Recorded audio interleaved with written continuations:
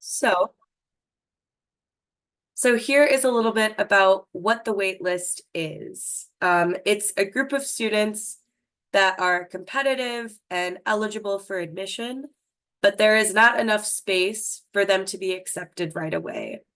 If admitted students turn down the offer of admission, then universities start to admit students off of their wait list. And this typically happens between the end of April and mid-August. So typically for students that apply, you know, to a university between October and February, they're in this group that is either accepted, denied, or waitlisted. And what I really try to emphasize to students that are waitlisted is that you have everything that the university wants in a student, and they want to try to offer you a spot to their school. But unfortunately, because of how big their classes can be, they're not always able to accept all of the great students that do apply. So I wanted to talk about some specific things for the wait list for international students, specifically at United States universities. Typically, international students need to get their I-20 issued before the end of July, or sometimes earlier, depending on visa appointment wait times. The last time I checked for Kazakhstan, the wait time was not super bad. So I would say by the end of July is typically the cutoff for when schools will stop offering I-20s to students.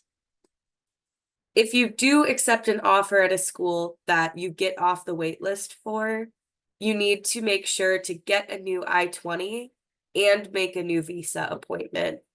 Every year we have students that don't go through this process of getting a new I-20 issued from their new institution, and they are denied entry when they try to come to the United States. Because your number that you get on your I-20 is specific to you and is specific to the school that you're attending. So you want to make sure that you have enough time to go through this process again and still get your visa. And sometimes, unfortunately, this means that some schools will not accept international students off of their wait list, because students will not have time to get a visa and they won't eventually attend the university. And I won't say this is all universities, but if you're really hoping to go to a certain school that you're on the wait list for, try to consider some other options just because there's a chance that you might not get offered that spot.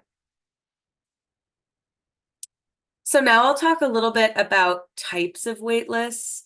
There are sort of three main ways that schools use their wait lists.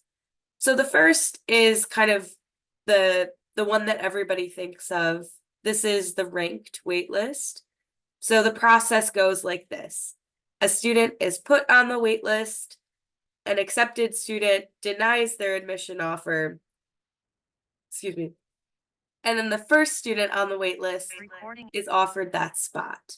So, for example, if you have, if someone does not accept the offer, the first person, like the best candidate off of the wait list, is given that spot. This used to be very common, but it is not as common now at more of your highly selective institutions like the Ivy Leagues or the Big Ten schools. So some of like the really big name universities don't use this type of waitlist anymore. This is more of what those more intense schools use. They use what's called a trait-based waitlist. So a student is put on the wait list, an accepted student denies that offer of admission, and then a student with a similar trait to the original admit is chosen. So examples of this, a student from the same country is taken off of, or is added to the acceptance list, or from the same city or province. Someone from the same major is typical, This is what the University of Wisconsin-Madison uses. So if, we have a biology student that denies our offer of admission, we'll try to take another biology major that might be from the same country, or they come from the same city, or they come from the same school even. So we try to really pair who we lose from our pool to somebody that is similar from the wait list. And some schools will consider financial standing.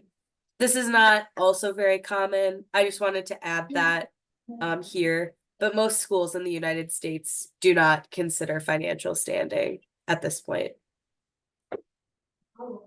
And oh, I see. I forgot to change the name here, but this type of wait list is it's a priority wait list. So there's kind of an extra step here. So a student is put on the wait list, and then an accepted student denies the admission offer, and then a student on the priority wait list is given that offer.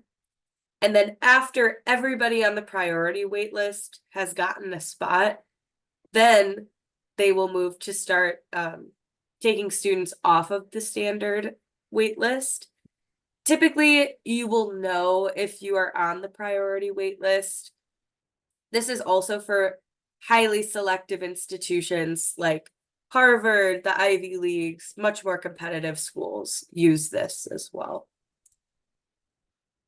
So what to do if you are waitlisted? These are just some ideas that I typically tell to students when they want to talk about being waitlisted. The first thing you need to do is accept your spot on the wait list. Most schools will only continue to consider you if you accept this offer.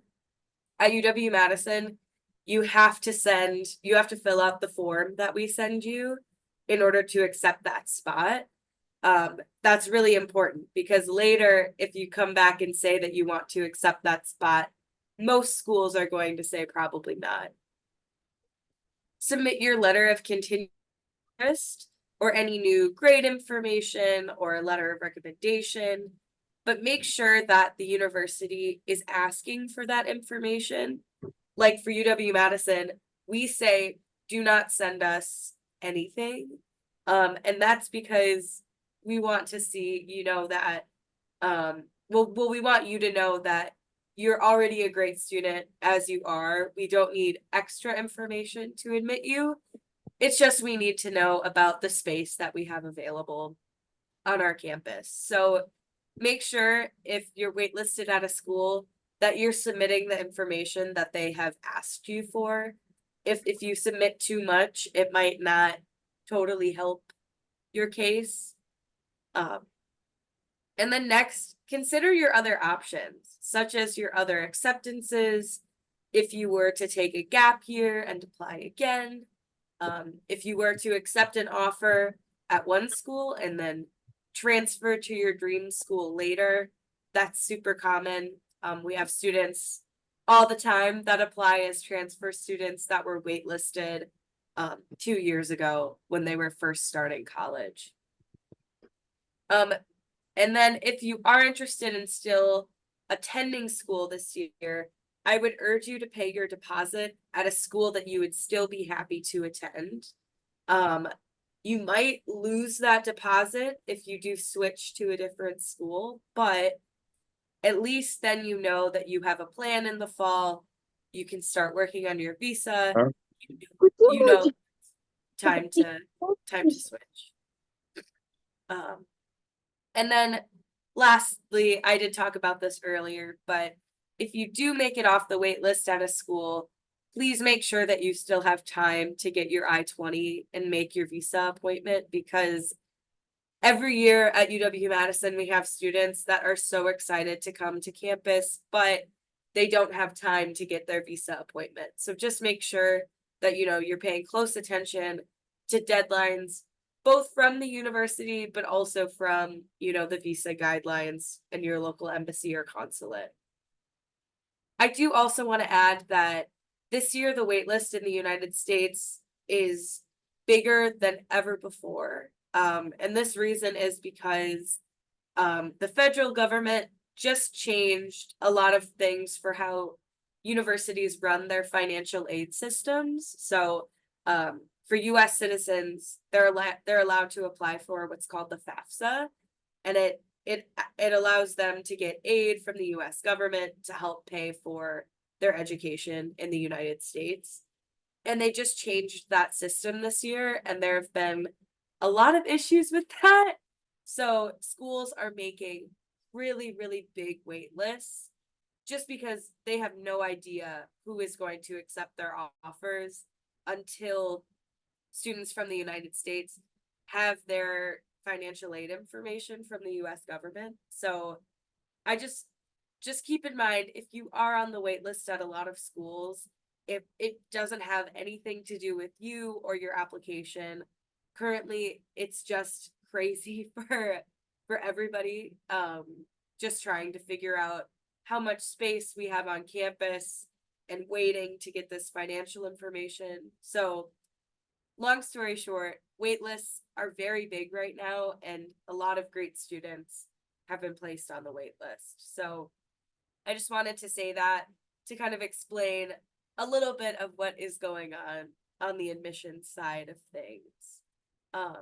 But I wanted to pause here before I talk about the University of Wisconsin-Madison to see if anybody has questions about the wait list. Or Medina, I'm not sure how you go about doing questions in the workshops, but We can do it right now if you want. yeah, that would be great. I can stop sharing here too.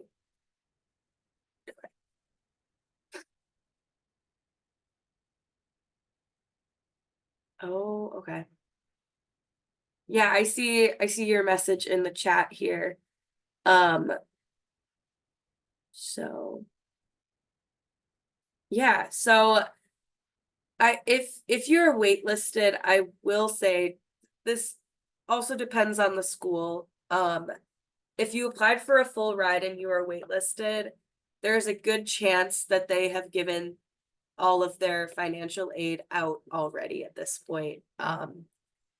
But some schools that do have a lot of money to give out financial aid, um, sometimes they will give out scholarships to students on the wait list, but I would really not really rely on that, just because there's so many other students. If they're accepted, they're trying to give the money to them. So if you have been accepted at other schools that have given you financial aid, I would consider those, because you know that you've been accepted and you know that the financial aid package is there. So if you will not write a letter of interest to the university, what are your chances? Okay. So when you received your email about being on the wait list, it should say if they want you to submit any extra information. Um, if you don't submit and they have not asked for you to submit anything else, um, I would say don't, it doesn't hurt your chances if they're not asking you to send anything. So at UW-Madison, we say, don't send us any additional information. And if students do, we add it to their file, but it's not going to get looked at. So it won't be considered, at least at that time. So it can only help you if they want that information. But if they don't want that information, I would say maybe don't send a letter. And yes, so a letter of interest, it can be a lot of things. I would say the most successful letters of continued interest show maybe why you're excited about a specific program, why you're excited about offerings that the school has. If there is a club that you learned about that you really want to join. I think what is really great about the letter of continued interest is it gives you the opportunity to show the university that you've done your research and you are so certain that you should be a student there.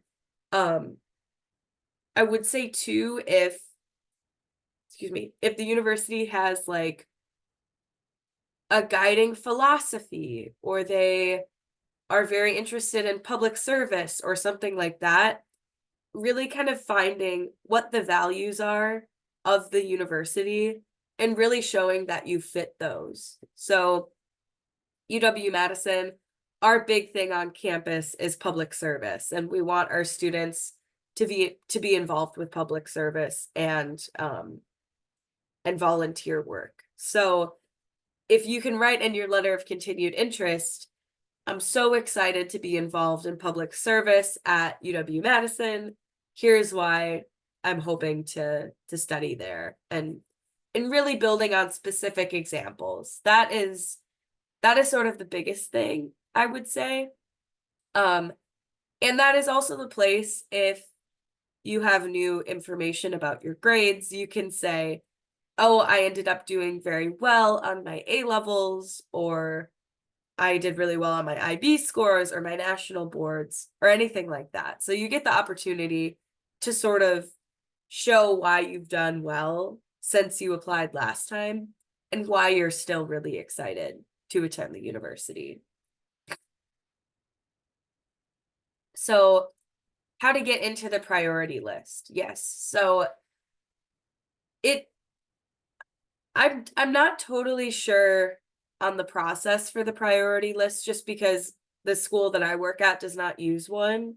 But typically what they do is they'll have a priority list that is very, very small. So it's the group of students from the waitlist group that they really want to make sure still come to campus. And typically this is not a lot of spots. So I mean, there's still room to get into the university if you're on the normal wait list. But they should tell you that you're on the priority list if you are. I do think that you would be able to find out if they have a priority wait list as well. Either if you post on like Reddit, or you email the school directly, you should be able to find out if they do have a priority wait list. But if you were on it already, you would know is the answer. And yes, you should include the reasons why you want to get into the university in your letter. And then, isn't getting waitlisted a potential rejection and accepted as time consuming? Yes. So that is kind of the most difficult thing about the waitlist, is if the university does not end up having spots, it does end up being a rejection. So some schools will let you know when they're not going to accept any more students. So like the end of July, they'll say, you know, our wait list is now closed, our class for the year is complete. And that's kind of your rejection letter. Some schools will never close the wait list. So it could be September 4th and you still would not have gotten a rejection letter. It depends on the school, but just keep in mind that if it's getting to be, June or July and you have not heard anything, you should really try to make different plans if your goal is to be attending school in the fall. If you have the time to take a gap year and apply again, just use that opportunity also to make those applications even better.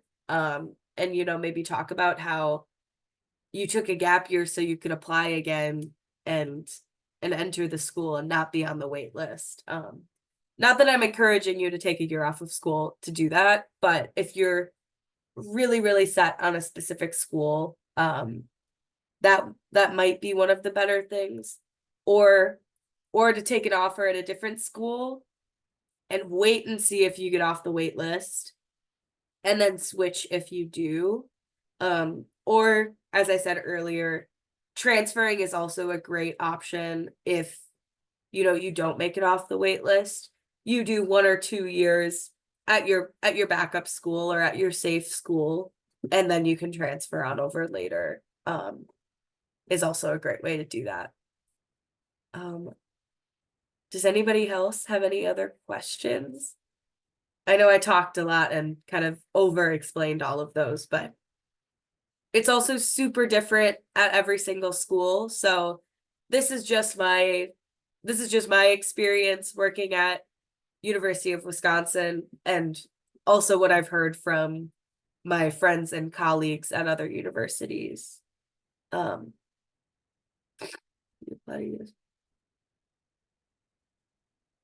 yeah. So I see your question there. I don't think that it affects your application. At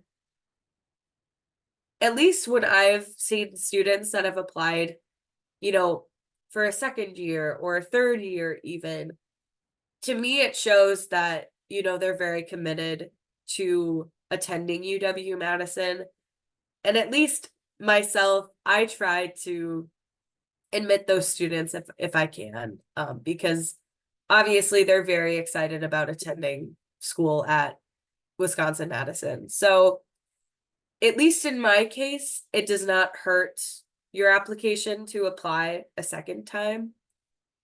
If the university does not have a spot where you can say that it's your second time applying, you should have like an additional comment section where you can put that it's your second time applying. The school should also know, because we hold on to all of your transcripts and your application for many, many years after you apply. So we should know already, but if you want to put it into your application or your essays, feel free to do that. So how important is letter of interest in case of waitlist? So yeah, if you're applying to, if the school that you've been waitlisted at asks for the letter of continued interest, I would say it's very important. So what I think that might do at some schools is, depending on the quality of the letter, and you can really show how good of a fit you will be for that university, that you might raise to the top of that wait list, depending on if your letter is very strong. So at those schools where they're asking for that information, I would encourage you to send one, and don't just do it quickly because you want to save your spot on the wait list. Sit with it for a few days, really work on that letter, and make sure that you're very proud of it, because this will be the last kind of piece of you that they get to see before making that final decision. So really, really put some time and thought into that. And I will say, make sure that it's not a letter of, please admit me, I need to go here.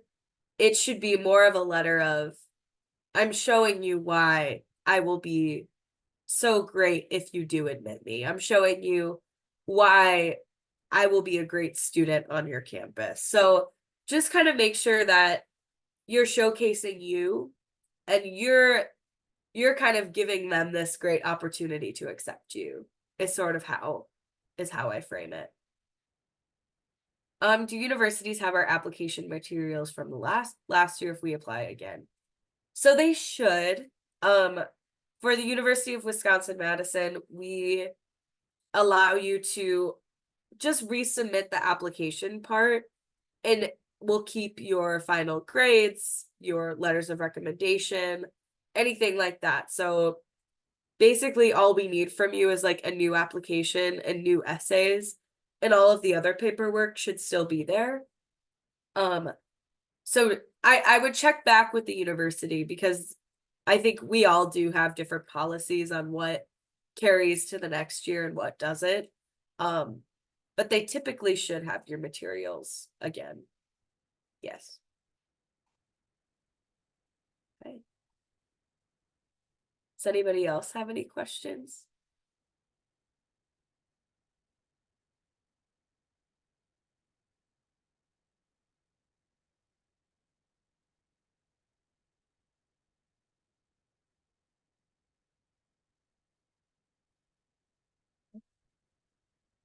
And I can come back at the end and ask for more questions too before I go into the next part. Oh, how long should the letter be? Um, I think it should probably be similar to your essay where you talked about why you wanted to attend the university in the first place. So if you wrote an essay that was, 3 to 5 paragraphs, that would probably be comparable.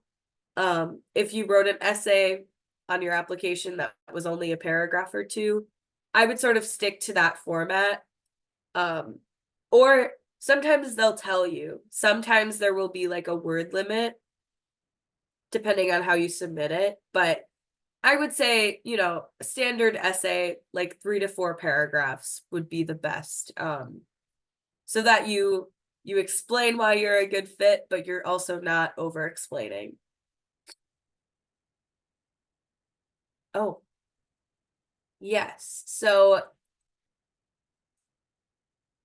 what used to be used um is the ranked wait list. So that's just when all of the students on the wait list are put in order of who they want to accept the offer the most, all the way down to students that they would still give the offer to, but they rank them in order. So if one student leaves, they take the first student off of the wait list and give them an offer. So it really depends on the school and what they're using now, but this is not very common anymore. At more selective institutions like University of Wisconsin-Madison and like the Ivy Leagues, typically we're doing more of the trait-based wait list. So if we lose a biology major, we want to make sure that we're filling that spot with another biology major so that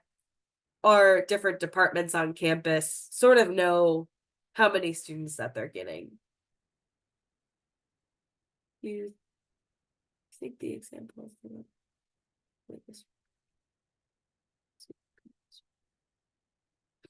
yeah, I would agree. I would, yeah, learning from kind of the others that have gotten off the wait list. So if you're looking online and you're seeing students that have successfully gotten off the wait list, you could kind of use those for reference.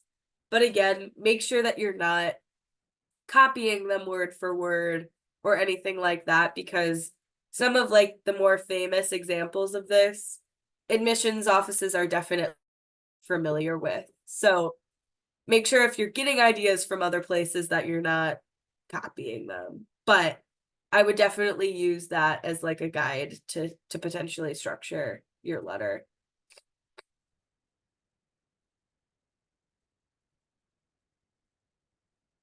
Oh, okay. And how the process works with the unlisted wait list works. So how the offers will be distributed. Um, so I just want to make sure I'm understanding you correctly. So, um,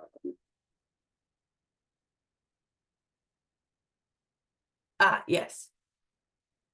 So basically, yeah, the unlisted wait list, like the trait-based wait list, that I just kind of used a different word for it, but the biggest thing is admissions offices is when they're accepting students, and when they go through, who they will accept and who will be on the wait list, we're really trying to build a group of students to admit that we really think will be good fits for the campus. So for schools that have much more selective admissions, they get to do a lot of that building. So they know if it's a really small school, let's say, they want 40 chemistry majors. So they are really trying, even if all of those admits don't take those spots, that we have a good wait list that has students from all majors, a lot of different countries, um, a lot of different backgrounds, so that we can take those students and kind of fill them in the spots so that we have, still the class that we're envisioning. It's just slightly different students. I think the weakness of the ranked wait list is, let's say, you have a lot of great students on the wait list, but maybe they're all interested in a popular major. So they all want business, psychology, computer science. And so when you start taking students, excuse me, off the wait list,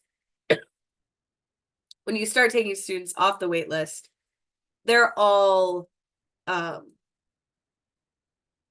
they're all the same few majors, and that kind of puts a lot of stress on the departments at the university because you're getting all of these students that you hadn't initially planned for. Excuse me here, everybody. I'm a little sick right now, and I'm kind of coming out of the cold, so I apologize if I continue to cough. Um, so yes, how do I know what kind of wait list I got into? So typically you're probably not going to know. It's I more so wanted to explain from the admissions side, why wait lists kind of work the way that they do. And why you might get an offer from one school, but you might not get an offer from another. Sometimes people will post that information on like message boards. Like I know I brought up Reddit earlier, or like College Confidential. There might be some ways to find that out. But like I'm trying to think. I think if we're talking with students, we tell them that we use this unranked trait-based wait list when they ask. You could email the school and say, how do you use your wait list? I feel like most schools would give you that information. Maybe like the Ivy Leagues wouldn't give you that information, but I think that you could ask how they use their wait list so that you can get a better idea of, realistically if you're going to get into the school. Every year I have students like ask me like what's my spot on the wait list? And because we use an unranked wait list, we can't give them an answer. So I would definitely ask the school that you're interested in. And you could even say it in the way of, I want to know my chances because, I have to accept an offer at a different school. I have to start getting my I-20 settled. So you can kind of just ask, like, do you have any indicators of how likely it is for me to get off of the wait list?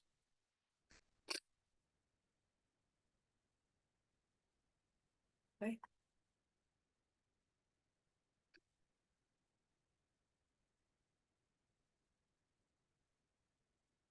Yeah, I definitely think that you could include that in your letter of continued interest, that you've contacted students, because that again really shows that you're trying to make this work and you're trying to understand more about the university by meeting with current students. So I think that would be a great thing to add into that letter.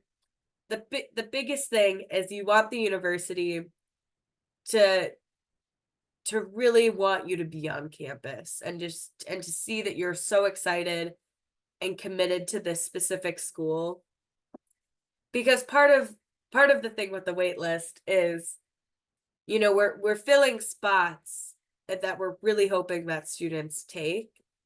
So anything that you can do to really say, if you give me this chance, I will take it.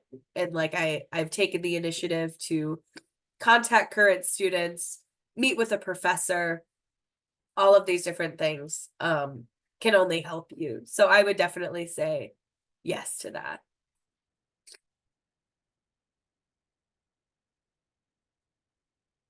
Okay.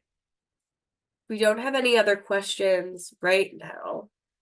Um, maybe we could go back into the presentation for a little bit. I'll just give a little overview of UW-Madison, and then at the end we can break for some more questions. But this will be a very, very quick overview. Okay. Okay, awesome. So here's just a little bit of an overview of the university that I work for. We're located in this capital city of the state of Wisconsin, Madison.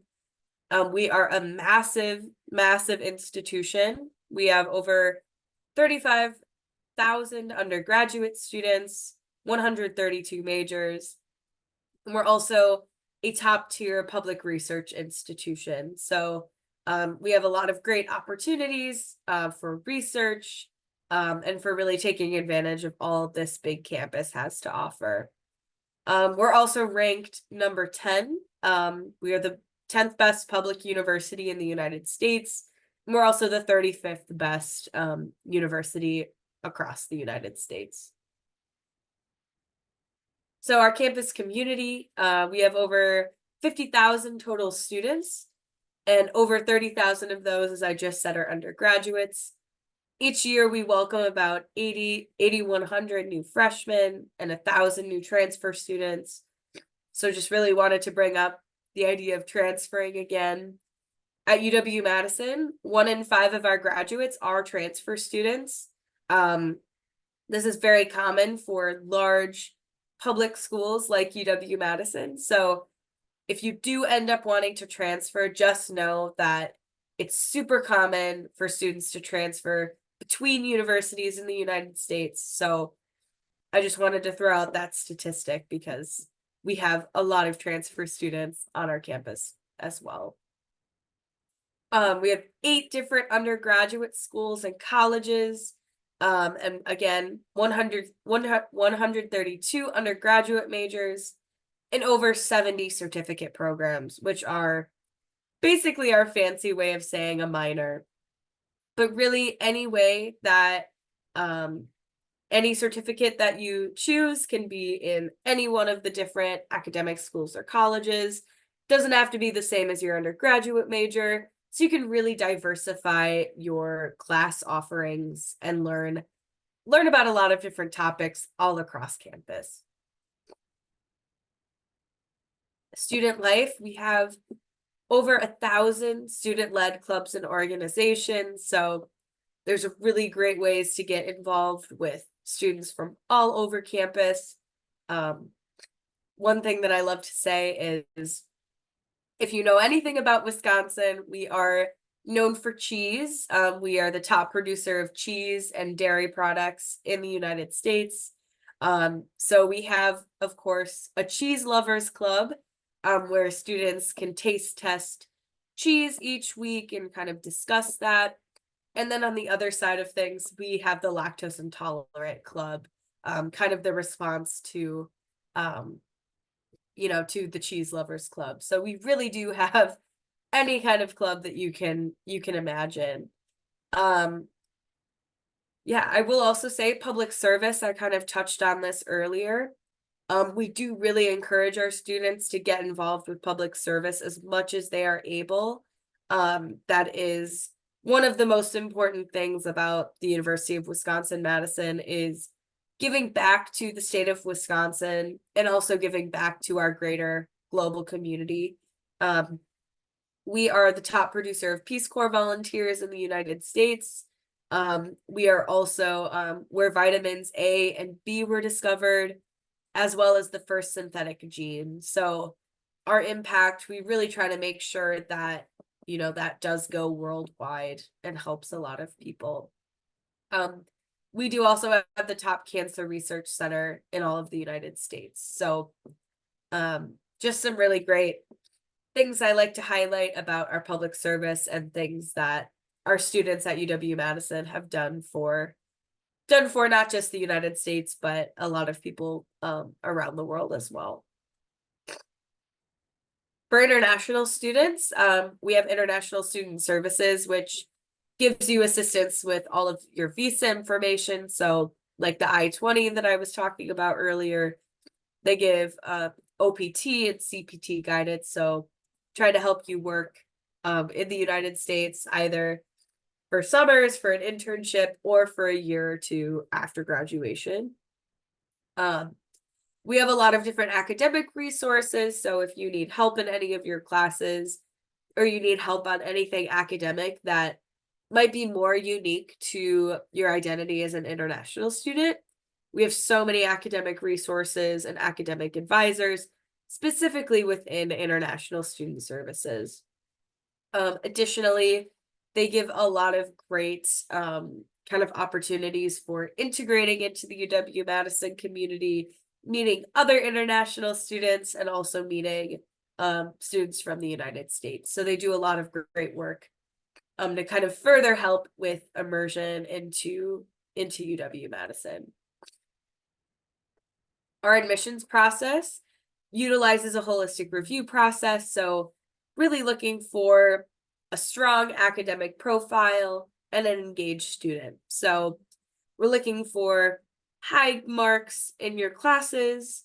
We're looking that you've taken challenging classes. And we're also looking to see if you're an engaged student, right? So if you have any leadership opportunities, if you have any employment while you're a student, or if you have any family commitments or any clubs that you're involved in. We also like to see that information as well. And for the holistic review, we don't have like a minimum GPA that we look for.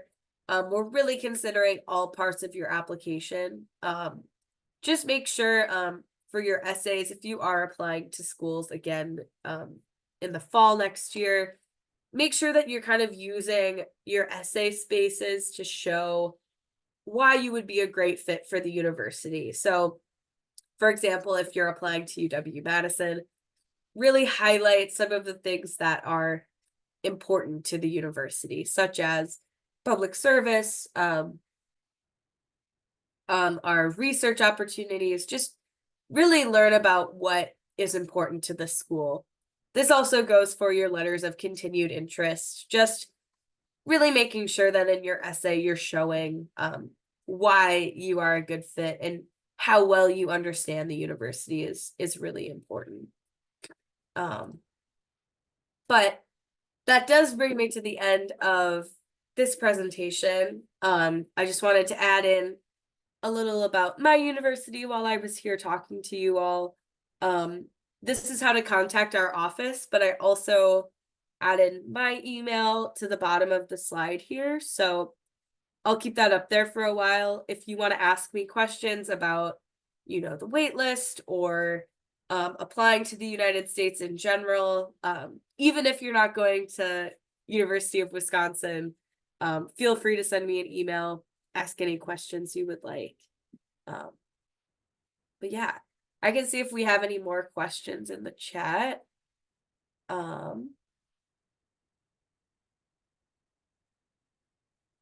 Okay, yeah. Yeah, so transferring. I heard that the financial aid is harder to receive with transferring. Is that true? So sometimes it is and sometimes it isn't. So for UW-Madison, we have a lot of scholarships for transfer students that you're eligible to apply for. There are also sources of aid within the United States that you're allowed to access after you've been a student for 2 years. So you're eligible to apply for, I think, any loans. Not that I'm recommending that, but there are other ways to sort of source that funding.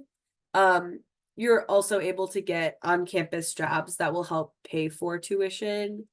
But for some schools, it is correct that it is harder to receive financial aid if you're transferring.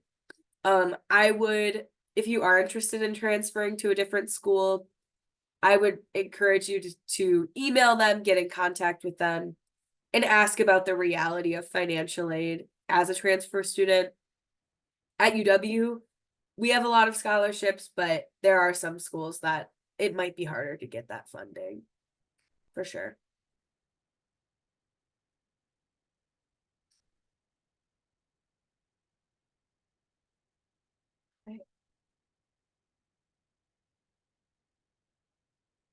Thank you very much.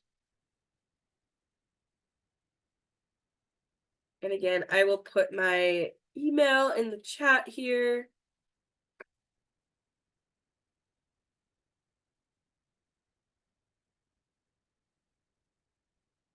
But does anybody have any last minute questions? We've still got about 8 minutes here.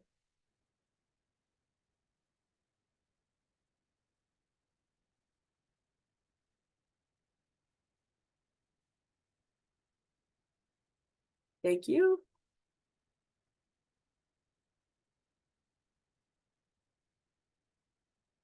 Thank you all for coming. I appreciate it on a Tuesday evening. Thank you. Or for me.